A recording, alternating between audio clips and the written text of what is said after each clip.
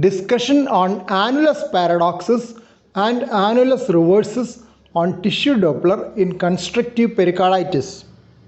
The term annulus paradoxus was proposed by Ha and associates to indicate the inverse correlation of E by E prime to pulmonary capillary wedge pressure on tissue Doppler evaluation in constrictive pericarditis. Usually, a positive correlation is found in patients with primary myocardial disease between E by E prime and PCWP. In their study of 10 patients, E prime was not elevated despite high left ventricular filling pressures. Hence, E by E prime was low with a mean 9 and it was less than 15 in 9 of their 10 patients. Another study of 130 surgically confirmed patients with constrictive pericarditis from Mayo Clinic reported similar findings.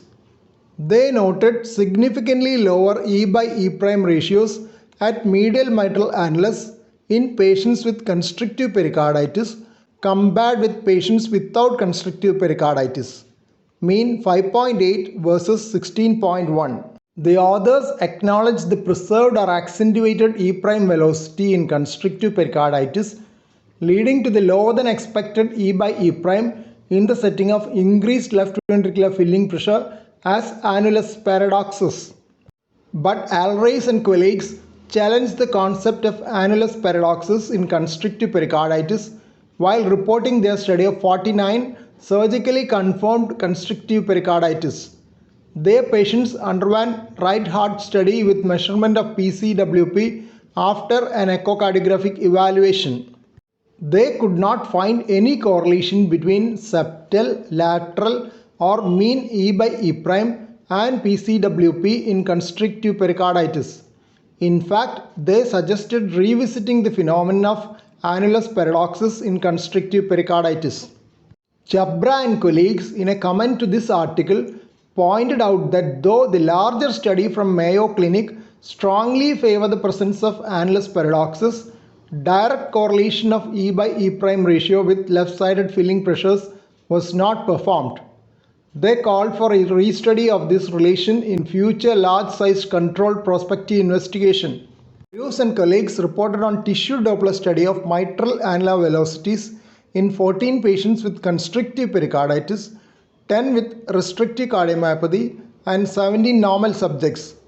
They noted that in controls, mitral lateral annular E prime velocity was 25% higher than medial E prime velocity. In constrictive pericarditis, the averaged lateral E prime velocity was 2% lower than medial E prime velocity.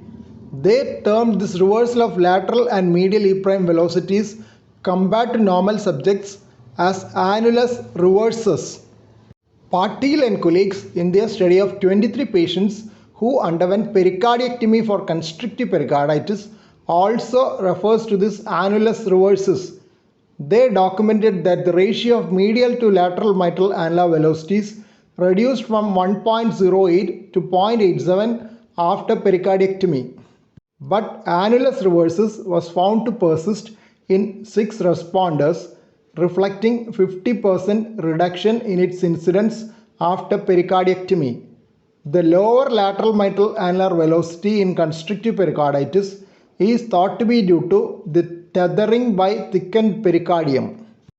Here are the first set of references on annulus paradoxus. Second set of references on annulus paradoxus and annulus reversus.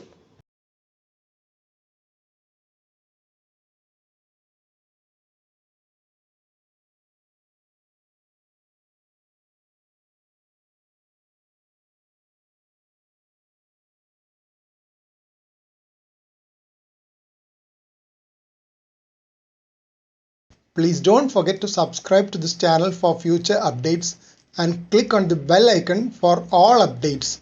Thank you.